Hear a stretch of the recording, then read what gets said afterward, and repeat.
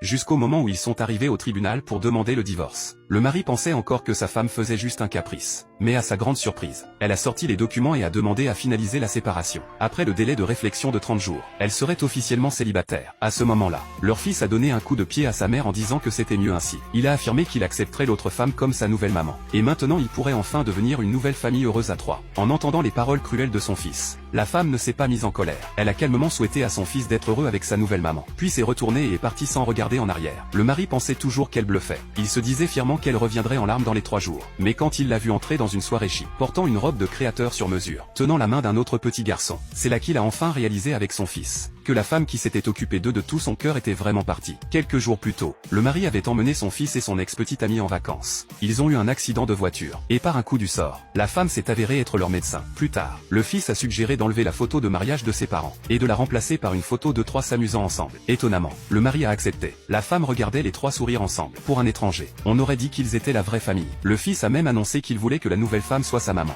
En entendant cela, la femme n'a plus pu se retenir. Elle est entrée dans la pièce pour les confronter. Mais dès qu'elle est entrée, elle a vu son fils boire encore du bubble tea. Sachant que cela lui donnerait mal au ventre, elle s'est précipitée pour l'arrêter. Mais il lui a arraché la boisson, lui disant qu'elle était trop contrôlante, puis a couru directement dans les bras de l'autre femme. En voyant cela, la mère a ressenti un froid glacial dans son cœur. Elle l'avait élevé avec tout son amour et ses efforts. Pourtant une simple tasse de thé sucré de cette femme l'avait conquis. Toutes ces années de sacrifice ne signifiaient rien. Ni son mari ni son fils ne l'avaient jamais vraiment apprécié. Alors elle a décidé de les laisser partir, et est partie sans hésitation. Mais le mari pensait toujours qu'elle boudait. Il a même parié qu'elle viendrait demander pardon dans les 3 heures. Le lendemain, après avoir passé du temps avec son ex, il est rentré nonchalamment en s'étirant et bâillant. Il a regardé le petit déjeuner sur la table avec un sourire narquois, pensant que sa femme essayait encore de le reconquérir. Mais après une seule bouchée des œufs, il les a recrachés avec dégoût. Il a demandé avec colère à la gouvernante pourquoi les œufs n'étaient pas mollets. Elle a calmement répondu qu'elle avait préparé le petit déjeuner aujourd'hui, et que la maîtresse de maison n'était même pas rentrée. En entendant cela, le mari a explosé. Il était furieux que sa femme ose ne pas cuisiner pour lui. Il était déterminé à voir combien de temps elle pourrait tenir. À ce moment-là, le fils a découvert que sa mère n'était pas à la maison,